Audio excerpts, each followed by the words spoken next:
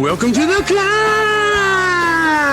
This is a show dedicated to helping singers, songwriters, and indie artists like you create leverage in the music business.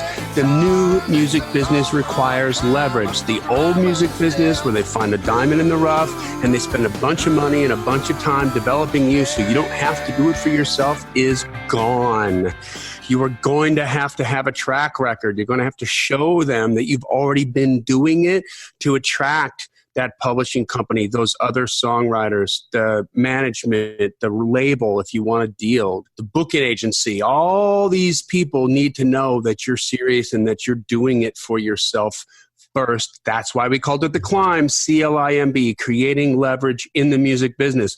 We're here to tell you how to do that. That Baxtronym, if you will, was created by my good friend and co-host, Mr. Brent Baxter. Brent's an award-winning hit songwriter with cuts by Alan Jackson, Randy Travis, Lady Antebellum, Joe Nichols, and more. Got a recent number 2.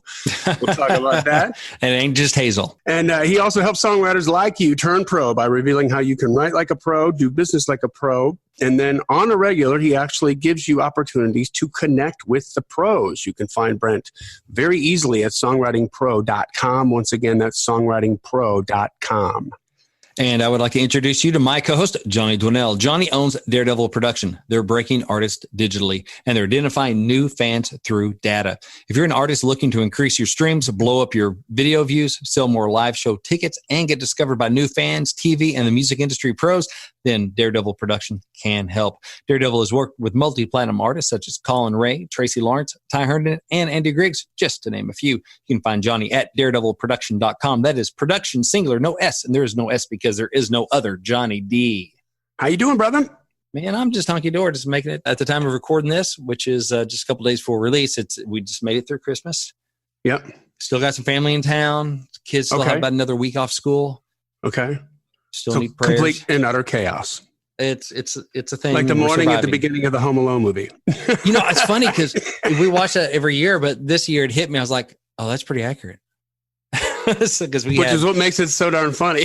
Yeah. I was like, oh, no, they're really good. That really captured it. Yeah. Because we had other family in. And so we're Matt Klein and his wife and kid are there. And how's Matt doing? He's doing well. And Sutler's 3. And so he's just all kinds of 3. And then we had, more cousins in, like another set of, baby and some other cousins in. So it was just a boatload of kids. Now I know and crazy. Sutler's their baby boy, right? Yeah, their boy. He's okay. 3 now. So I know Matt and his wife are God-fearing people, but good folks. At the age of 3, this is 2 horns come right out of the top of the kid's head. And just well, I can neither confirm nor deny. Like 4. I can neither confirm nor deny that about my nephew. You'd have to ask Matt about that because I'm a good uncle, so I don't. You're not looking for that 666 on the back. I got my own demons to slay. So I'll leave that somewhere else. But yeah, so we're making it through. What are we learn today? All right, today we're going to talk about songwriting do's and don'ts from a hit music publisher. We just had a recent Play for a Publisher event, and Stacy Wilbur, who's the VP of Publishing and A&R at Full Circle Music, was one of our guests. And so I'm just going to share a little bit of what she had to tell us and some of the wisdom and knowledge bombs that she dropped on us and stuff that can help you in your pursuit of a songwriting career. So that's what we're going to talk about. Awesome. So before we do that, let's take care of a little business here. Well, it's a digital world, but it's still super important for physical media to be in your battle plan for today's independent musician. Digital royalty payments are so small currently that selling products like CD, vinyl, t-shirts at gigs has become not just an important income generator, but really straight up a necessity to get to the next town. That's right. Knock, knock. Who's there? Math says for every CD you sell at a gig, you need about 3,000 streams to make the same amount of money. 3,000 to streams to equal like 1 CD sale. That's a whole lot of streams. We love streams. Hey, give us some more. But in the meantime, you need to be selling some merch too. It's my belief that you are literally leaving money on the table when do not have merch on the table. So put some merch on the table, and the fine folks at Disc Makers are the place to go to help you out with that merch. Physical media, including vinyl, USB drives, and even t-shirts. And you know what? You can find them at www.discmakers.com or give them a call at 800-468-9353. That's 800-468-9353. There you go. If you haven't joined the C.L.I.M.B community, please do so. Find it on Facebook. We welcome everybody. Got to ask to be let in. But this is not your normal Facebook community that's tumbleweeds and some dust and like the beginning of Bon Jovi's Wanted Dead or Alive, you know. It's not that. There's not people screaming into corners. It's a real pretty active community of people going back and forth, asking questions. Hey, I got this situation going up. What should I do? Lots of people coming in with answers. Brent and I are regularly getting in there and answering as well. And lots of support, lots of information. People are finding co-writers. People are, discovering different ways that they can DIY themselves up to another rung on the ladder. And we're just super proud of it. So we'd love to have you come join us. That's right. Just check out the C.L.I.M.B community on your Facebook, on your book of faces. On the book of faces, yeah. That's right. And we're still trying to get to, you still got time to put that rating and review in there. If you haven't done so yet, please do so. That makes us legit to everybody else. Subscribe to the podcast to make sure that you get every single episode coming in and you can consume them as you like. And then finally, the best thing you can do is tell a friend about it. Let them know. Say, hey, this is good stuff. That's People right. listen to it. We got. I'm very proud of our listenership. I'm thinking here back on 2019 and the things I discovered this year about some of our listeners, and we got lots of great emails from people telling us, hey, thank you so much. Like, this really helps me. I love this information. Please don't stop. Keep doing it. That makes me feel good. Oh, Gives me too, man. I love getting those. And then I met a couple pros, like a couple super songwriter pros. We talked about them on the podcast that were like, dude, what? You're the C.L.I.M.B? Oh my God, I love that. Like that's exciting too. So we got pros, we got amateurs, we got mid-level people about to pop. Like, everybody's in here learning, and hopefully we're creating some upward mobility. And I'm prideful of that. Upward mobility. That is what we are seeking on the climb, right? That is right. So, brother, what are these value bombs these that you do's and don'ts? Songwriting do's and don'ts for a hit music publisher. So, again, at our recent Play for Publisher event, we had Stacy Wilbur, who's the VP of Publishing and A&R for Full Circle Music. So, a little bit about Full Circle. They have Seth Mosley, him and his company. He's a hit songwriter, hit music producer in country and CCM. So, they have a ton of hits in the CCM market. Just like you name it, they're on it probably as one of their writers or as producers or publishing, all that kind of stuff. So a bunch of different artists there. They're also building a list of country hits through artists such as High Valley that Seth produces and writes with and that kind of stuff. So Stacy has been in the publishing business for years and years. And so she is well respected. She spent time at, I believe, Brentwood Benson, where she was when I first met her. And now she's over at Full Circle. So she's been doing the deal for a while. She's legit. She's a pro. And so we had her in for a guest. And what we do with the Play for Publishers, people send in songs. I listen through, find the top 10 that I think have a chance of catching her ear in a good way. And then we play them for her in an online video meeting. And she gets to give feedback and have little conversations with the writers. It's a chance to play for a publisher, right? It's a door opener. It's a chance to meet somebody, make a connection. So I just want to share wait. Before we go into what you're going to share, we got a lot of new listeners in the last couple months, and I want to impress this upon the listeners. This is a killer opportunity that y'all need to take care of when it comes up, because there are people who, what's the cost to submit a song? $15 a song. $15 a song. So you pay $15, you submit your song. Brent picks the top 10 that he curates them. So it's not the top 10 best songs, but it's the top 10 best songs for that specific publisher, knowing planet they're orbiting around, what they're looking for, because different publishing companies want different things. So exactly. When we had Joe Dan Cornett, we had more like Southern gospel and bluegrass and country and CCM, and with Stacy, was most of this stuff ended up being just straight up country. There's a pop thing in there as well. So we try to aim for and let people know up front, like, hey, here are the strengths of this publisher. so they know, kind of have an idea. Yeah, so they got an idea. But here's the thing. So the top 10 people who get in there get this live video interaction with the publisher, and they get to hear feedback not only on their song, but of the other 9 songs. Mm-hmm. However, everybody that enters is a winner, because then after it takes place, you post the replay, the video replay. So that you can see what songs won, hear the songs that won, and hear the comments. And so I think one of the biggest things when it comes to artists, with any kind of art, is we're fearful to be vulnerable, right? We're like, what's going to happen if I go? It's a little scary, maybe. We've never done it before. Here, you get to be a fly on the wall. And there's people on the regular who buy a slot and maybe don't submit a song. They just want to watch the feedback and get a gauge on the pulse on what's happening. I mean, it's smart. I mean, if they feel like, okay, I'm not ready to submit something yet, but I want to learn, and I want to see what these publishers are like and get a feel for who these people are that work in this crazy business. And who are those songs? What do those songs sound like that you pick? Like, what's the bar look like this week? Yeah, what's the bar look like? And what does the publisher think about these? Like, I think these are amazing. Oh, man, this publisher picked out this, and that. Didn't even think about that. And the veil gets lifted a little bit, Right. And so that's real life publisher meeting stuff. And that is like very, very inexpensive knowledge, folks. So yeah, a whole lot less than I want to part that. Okay, now on to what she said. Anyway, sorry. Yeah. So next one of those won't be on sale for like a couple months. But I'm going to share some of the do's and don'ts. So this is me paraphrasing and kind of pulling together some of what Stacey had to say. Like, she may say similar things on a couple different songs. So I'm just kind of boiling some of those nuggets down for you guys, because I want to share. It's just too good to keep to myself. For all the value, though, you want to check out the replay. So if you did enter, you do want to check out the replay for all the nuggets. But this is some stuff. So first one is a do. Do write a cool first line. There was a song that was turned in by Michaela Hay. So she's a Canadian young singer-songwriter. She's awesome. It's a pop song, total pop. It's called Uber. And the first line is, Uber driver driving crazy, pull up to the curb and he's calling me baby. Whoa, what a night. And that just hit, Stacey. It was just a fun, quirky song. But she's like, that's a cool first line. It drew me in immediately. Me go, oh, that's different. That's cool. What's going on here? Yeah. And so you want your first line to be different, and you want the first line to draw your listener in. Listen, woke up this morning. It's not going to cut it. That immediately says, oh gosh, or just the other night. Now Garth did that on Unanswered Prayers, but that's about, he did that really well. It's hard to get away with those opening lines that are pretty stock that way. Yeah. So, I remember when I was first starting to write lyrics that, I always think about, how do I start a line? I guess woke up today, or just last night, or, they all seem to start those kind of ways, kind of similar ways that I see a lot of songs start.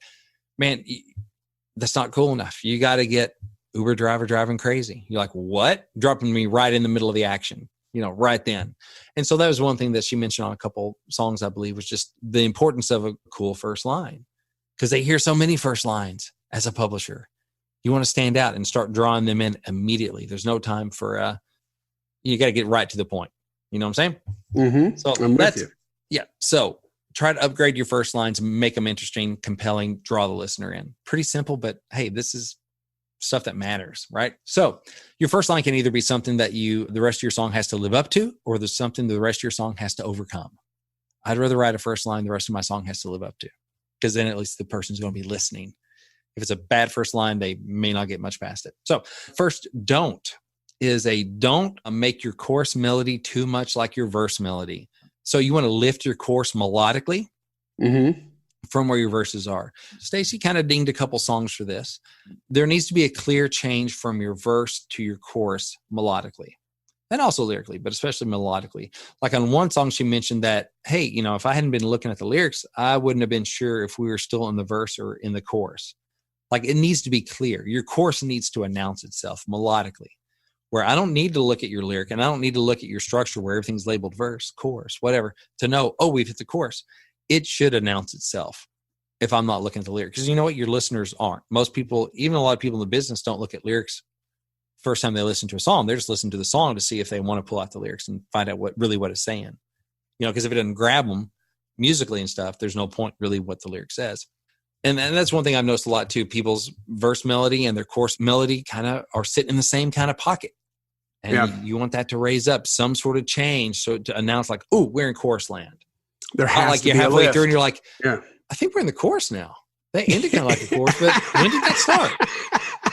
It's a thing. It's real, you know? So it's like if you're not sure you had sex, then something's wrong. Something's wrong. Sorry, Jenny. So yes, your chorus should announce itself. So whether it's production type stuff and melody or just melody, whatever, you need something to bam. Oh, chorus. This is it. All right. Ready for another do? I'm just going to alternate do's do and me. don'ts here. Do. All right. Do write interesting titles.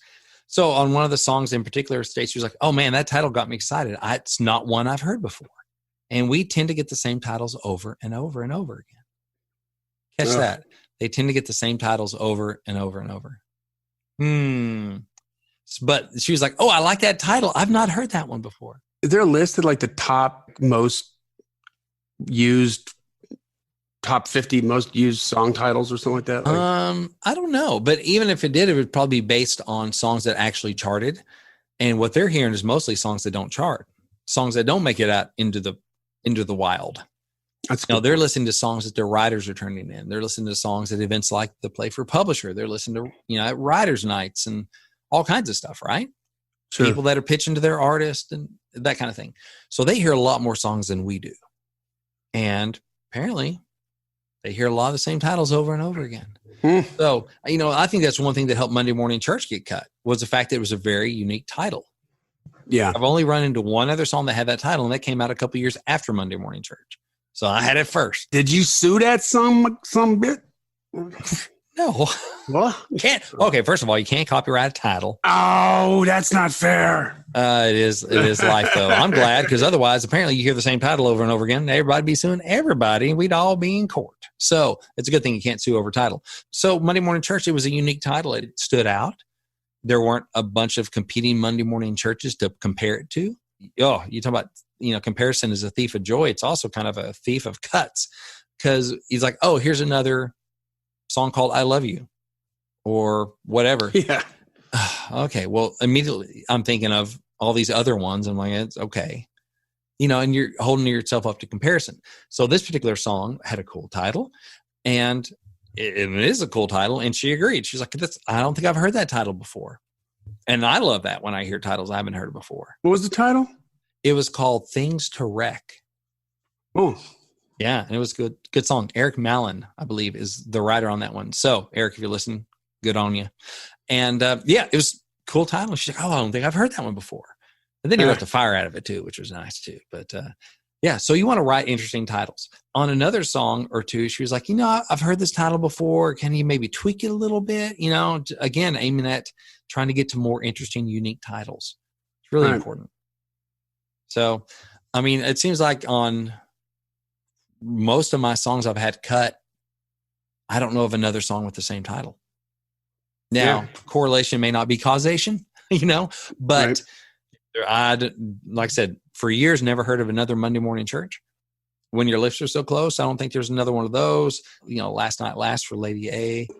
We need to do this probably with the podcast, because I kind of stopped writing the blog when we're doing the podcast. I don't have the time to do both. But the industry standard for your blog title is write 25 of them.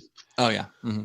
And you'll clear out all the cliche crap with the first 15. And if you complete the 25 and you continue to write it and switch the words around and play just a little bit, it forces you to get more creative, and you get a much more compelling line, because the subject line or the title of the blog, is everything. That's what's going to get them to read it or not read it. And isn't that what we're talking about here? Yeah, exactly. I call it winning before you're spinning. When they see your title, sometimes in the industry, they'll see your title before they hear the song, because it comes across in a link or whatever, an email. And so they see the title first, and it can get you winning before you're spinning. Like if there's a great title, like the Things to Wreck, I'm already interested. I'm like, ooh, what's this going to be about? I don't feel like I've heard 1,000 of those. I'm like, ooh, well, what are they going to do with this? Yeah. Already want it to be good. I'm already starting to get invested. And so you're winning before the song is even spinning. So that's an important thing. All right. Next, don't be afraid to rewrite. And so, Stacey's talking about rewrite, man. So many great songs come from rewrites. because, we're digging into these songs, all of which were strong songs and all had really good stuff to them. Otherwise, they wouldn't have made the top 10. And Stacey agreed. But then, there'd be little tweaks here and there and some stuff that she wanted people to look at. She's like, don't be afraid to rewrite. So many songs, great songs come from the rewrites. And she knows, she sends her writers back to rewrite stuff. These are pros that are getting paid. There's no shame in it, Yeah. That's what the pros do. I've gotten probably cuts. What's the worst that happens in a rewrite? You figure out you like the first one better. Yeah, exactly. Or the first one is better. I think sometimes we get, especially in the beginning, right? We get emotionally sort of attached to it. Oh, dude, for sure. And it's like, just keep writing. And then you can put whatever seems to fit in there, but there's no harm, right? In just writing more than what you need to put together and picking out the best of the best. Yeah. Don't be afraid to go back in and dig deeper. Don't be scared and don't be stubborn. And don't be, like you're talking about care. Don't be so precious about your songs, honestly. Yeah. Where it's like, oh, well, that's just how it came out. I it's almost sacred. I can't touch it. Yeah. That's my theory on that. What is now an amateur songwriter? Yeah. Like when you sell freaking 5 million records and you say something like that, it's going to hold a little bit more weight. But until then, it's kind of like the shower shoes thing. We've talked about that in Bull Durham. If you got mold on your shower shoes before you get to the show, being Major League Baseball, then you're just a slob. But when you get into the show, it's colorful. Exactly. The person that's sold 5 million records, they say, well, that's just how it came out. Probably they've written a couple thousand songs by then, and they got it down. Well, that's the other part of it. Yeah, that's the other part of it. My first draft is way better now than my final drafts used to be of songs. Yeah. Just because I've done so many reps, put in so many hours that it doesn't even get into the draft form unless it's a certain level. And that level is higher than I used to finish songs and call them done and couldn't wait to play them for people before. You just get better as you go. So you got to keep raising the bar. Can I add something else to it? Yeah. So, we do the song demo stuff on the side, right? For all kinds of different people. And for a long time, we had this one client that was a good guy, and he kept coming back because he wanted to re-record the same song, a demo of the same song. Okay. And just right up front, I took his money once and we did it. And every time he kept coming back and trying to convince me he should re-record it, I kept telling him no. And it wasn't like a vocal. He would make lyric changes, but the lyric changes were, and you tell me, you're the English guy, it was and, or, but, like these conjunctive words. There's no substance change happening. I'm like, this doesn't make a difference. Yeah, you're just making little incremental changes. Yeah, because like from a producer side, when you're cutting it, like here's the lyric. And sometimes there's like one little word like that's maybe not an important word. And the way it rolls off the tongue of the singer, whether it's the artist or whether it's the demo singer, is just so freaking cool. You leave it in there. You know what I mean? And it's not a significant, that word doesn't change the lyric. It doesn't change the intent or whatever.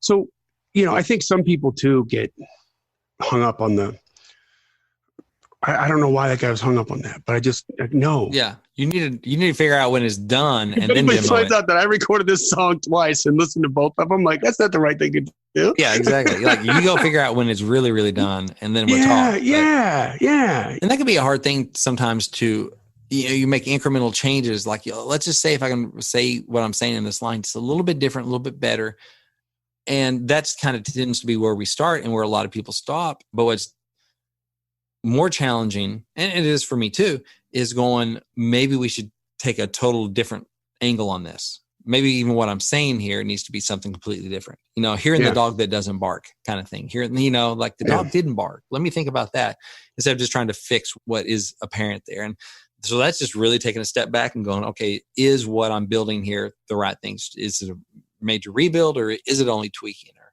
sometimes, little words can make a big difference. And sometimes you just got to look behind the words to what the point is of what you're doing. But anyway, the big thing is don't be afraid to rewrite. Yeah. The pros do it and the pros suggest it. So don't be afraid of it. Okay. I know your songs are your babies, but hey, I still take my baby to the doctor when he's sick. Yeah. So, hey, you can love your baby. Your babies are a work in progress. Exactly. You don't just have babies and go, there you go, world, Done. and take off. And I ain't going to teach it to walk and stop crapping its diaper. That's how it came out. It's my baby. Yeah, Well, so you know what? it was the first thing that happened. It was the way it came out. That's just how it happens. How it's meant to be. I don't care if he's 45 and crapping his pants.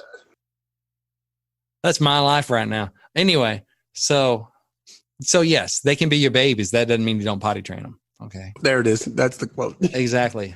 Tweet that. All right. Chelsea, Copy kicking that's in. the quote. Oh, that's been right there the whole time. How do we miss it? All right. Next up, put that in the about section. All right. Do polish your chorus. All right. Catchy, singable choruses are so valuable. So Stacey remarked on several songs how it was so great that like they have a catchy chorus melody that got burned in her brain after like just one listen. Yeah. You're like, oh, okay. First of all, that's a great. I think everyone has this burned in our brain right now after listening to the song one time. And there were a couple songs that were like that, like really just hooky choruses. And man, it's so important to have that. On other songs, she wanted some editing done in the choruses because there was, she would say, there's a lot going on in that chorus. And that made them less memorable. It made them less singable. So she encouraged, some of the writers to boil their chorus down to make it stronger, more concentrated. Because sometimes your chorus may just have a whole lot going on. Like I've realized that with some of my writing, when I woodshed and I bring in lyrical content to a co-write, like, okay, I got this idea and this may be chorus, but it's happened enough now that I look at it a lot of times when I'm just kind of woodshedding and I think I'm kind of building a chorus, I overbuild the chorus. I'm like, you know what? That's kind of wordy for a chorus. Maybe that's just a killer verse. And now we just need to have the singable, hooky chorus that, just kind of summarizes what we said and what I thought was a chorus, but really is a verse. So sometimes I can override a chorus, but I'm learning because I keep doing it, that going, okay, this is probably not it. Or maybe this is like verse and chorus. Let's get that chorus as simple and singable as we can, where it's just hooky and memorable and singable and hit. And then let's put most of the content in the verses. So, just being aware of that. Because like I've realized, okay, I have that tendency to sometimes overpack a chorus. I need to unpack that sucker. Maybe that goes in the verse. And so the big thing is catchy, singable chorus. So valuable if you're trying to write commercially relevant stuff. There you go. So don't overwrite your chorus. Another thing she said is don't do a full demo on every single song. So not every song needs a full demo. So some are of the more kind of ballad, slow lyrical songs are perfect for a guitar vocal. I mean, Stacey mentions that she still pitches guitar vocals. It's like, yeah, sometimes, we'll pitch a guitar vocal if it's the right song and that's what it needs. We'll pitch that. If they love it, then maybe we'll go full demo it as well. If the artist already is like, yeah, I love that. Then just to try and get them over the hump, they do a full demo. A lot of times, there are some songs that some of the top 10 writers played that were guitar vocal, really stripped down. And she's like, yeah, I think that's all you need. Yep. Because the lyric, the idea, the vibe of it comes across great with the guitar vocal. I get the lyric, I get the melody, and that's what the spotlight is on. And it's great. Other songs were pretty stripped down, but they had some other elements that were kind of distracting. There's a strong song. That's why it made it, but it was mainly stripped down. But there's some elements, production flourishes that were kind of distracting. There are a couple songs like that. And so, basically. Wait, so they overproduced the song demo? Maybe not even overproduced, but there were some production things that were distracting. Okay. It doesn't even have to be overproduced. Some are, can be pretty stripped down, but then you'll have a little flourish here and there. So okay. Well, what I mean by overproduce is it's something in there that's unnecessary. Well, if it's like an artistic, subjective thing, right? Like there needs to be the groove, the vibe needs to be set clearly. There needs to be a lift in the chorus, so you put put a harmony in the chorus. If it's a kind of chorus that requires a 3-part harmony, put that in there. And then in the second verse, you're going to add country. You're going to add some harmonies in the second verse. Yeah. Keep it elevated a little bit and adding energy. But if you're putting like shotgun reverbs on a snare drum in one particular part, that's that's an album thing. That's not necessary to sell the vibe, the melody, and the lyric of the song. Yeah, that's a production thing. Yeah, so like this one song I'm thinking of, which good song. That's why I made it in there. But then there was just a couple little things that would pop out production wise out of this otherwise very sparse kind of production, which was cool. That you're like, what was that? Where'd that come from? Why was that? And it takes you out of the song. And so basically, it's better to have less but great than it is to have more but not great. There you go. Yeah. So it's better to have less if it's all tasty and all good than it is to have more when some of it's distracting and not up to snuff. So yeah, some of the productions, maybe the BGVs were up way too high on the chorus and that was distracting, or production elements that didn't seem to fit the vibe of the song otherwise, or the genre of the song otherwise, that kind of stuff. Yep. And so you just want to be careful about your productions. Not everyone needs it.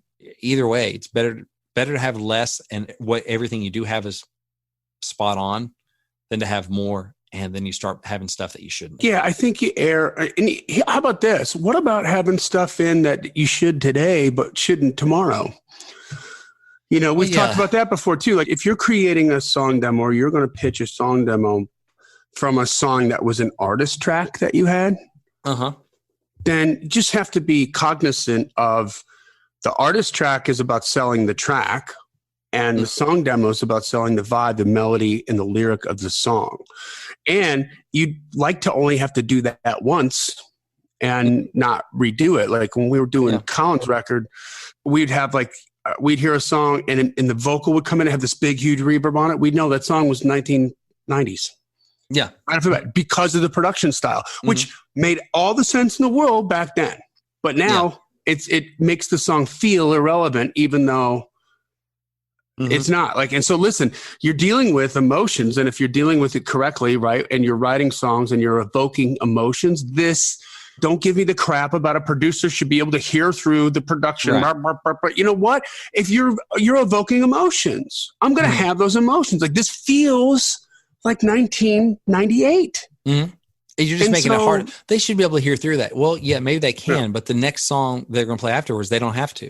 And if it's close, that other song is going to win because it's less work. And there's an emotion to it. You know what I mean? Like we did the Jacob Cade thing we did before he kind of went to the punk style. He was very much like an 80s rock thing. Well, it's the way the song was written, man. He was evoking those kind of emotions. It was hard to get him anywhere with that because that's not what's happening right now, But he had to go through, it was necessary. He had to go through that to get to where he ended up as an artist. The only way out was through. But my point is, like, you can do both. You can create the masterpiece that you want as for the artist track, but then just do another mix, a stripped down mix, and with no, maybe take out some of the production stuff. Certainly the oohs and the ahs and the pads, unless it's a hook.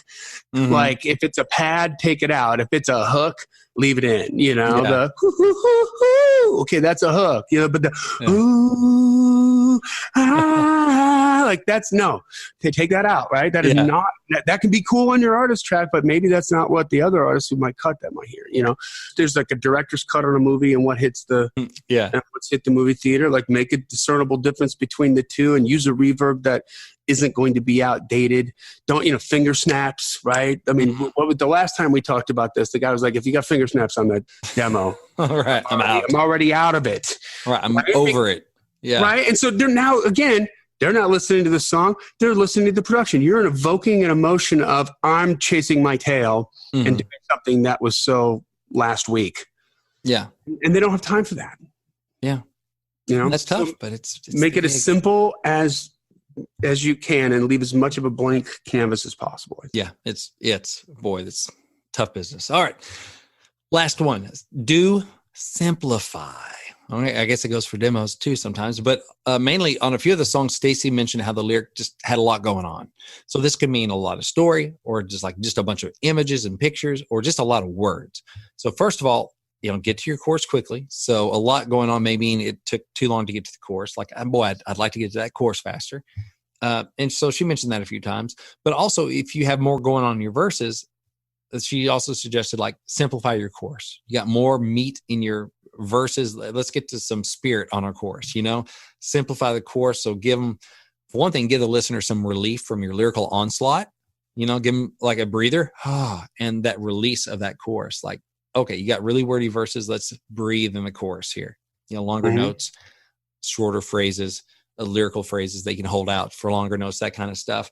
But, and sometimes your chorus just has too much going on, and that makes it less memorable, less singable, less catchy that we talked about. I mean, there are some examples to go back to the 90s, like the, hey, pretty baby, won't you give me a sign? I'd give anything to make it mine, all mine. With that John Michael Montgomery stuff, then he was like, be my baby tonight and sold. And that was the whole thing of it. But if you look at those, like the verses weren't super rapid fire. The verses were a little more breathed, a little air in there. And then the chorus. What is the verse that's on the fun that? of the chorus. I went down to the Grundy County auction where I saw something I just had to have. Right. My mind told me I should proceed with caution, but my heart said to go ahead and make a bid on that. And I said, and then boom, and then it goes. I'll do anything to make you mine on mine. I do your bidding and be it's your beck and call. call. Yeah. So, so there it's are some juxtaposed against it. There's a rhythmic difference between the two. Exactly. So if you got a lot of meat in your verses, you want to go for the spirit in the chorus. And so that's the thing. And just in general, most of the time our lyrics can be simplified. And I know, hey, the rapid fire lyric kind of thing comes and goes on as far as whether that's in or out, that kind of stuff. And some people have their styles that are just a little bit more wordy. But the thing is, you want to have it all muscle, no fat on it.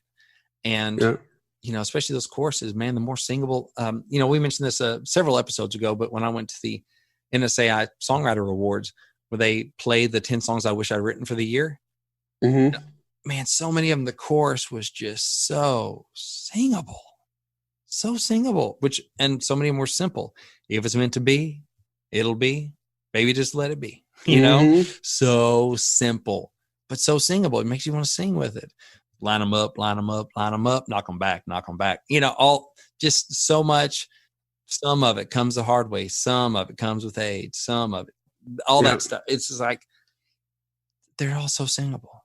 Make your chorus real singable. If it's not singable, go back and woodshed it some more. Because if it doesn't sing, it won't get sung. A lot of being singable is being simplified. Getting rid of those little extra syllables and extra stuff that you don't really need to cram in there. It'll be elegant. So just kind of go back over real quick. So we have, do write a cool first line. Don't make your chorus melody too much like your verse melody. Do write interesting titles. Don't be afraid to rewrite. Do polish your chorus. Don't do a full demo for every song. And do simplify. There we go. Ooh. Simple news you can use. Hey, but you know what? These are just some of the great bits of insight from Stacey Wilbur. Again, she's the VP of Publishing and A&R at Full Circle Music. So what do you think of Stacey's advice? Like, is there something that you would like to ask her? So I actually have a chance for that. In February 18th of 2020, coming right around the corner, Stacey's going to be my guest on Know the Pro. This is your chance to get face-to-face with a real music industry professional. It's an online video conference, so you can join us from anywhere in the world. If you can listen to this, you can join her on that video call. Can't get to Nashville to meet with a pro? Hey, we just solved that for you. Can't get a publisher to call you back? We just solved that for you too. So Know the Pro is where you can get to ask your questions to a music biz professional and you can get answers. And the best part, you know what, Johnny, the best part of this is? The best part is Know the Pro is free for subscribers of Songwriting Pro. It used to be called Freddie. Now it's called Songwriting Pro.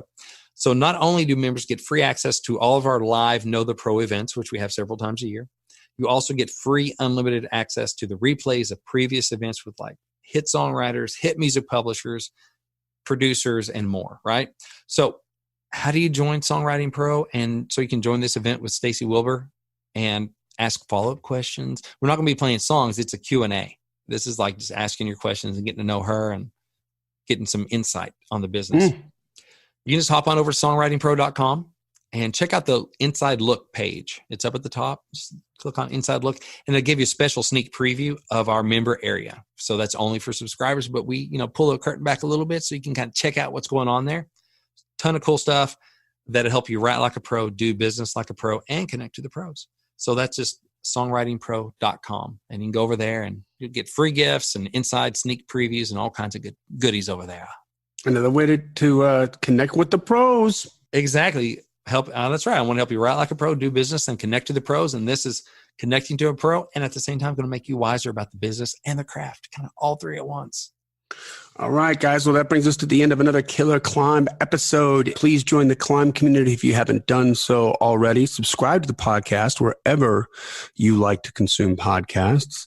Leave a rating and review, please. We're trying to get to over 200 by the end of the year. We're not going to make it, but we can get some more in there. And then finally, tell somebody about it. If it came from you, they know, like, and trust you. And they'll listen. We just want to help as many people as we can. This podcast exists because we want you to win. So keep on climbing. And we'll see you at the top.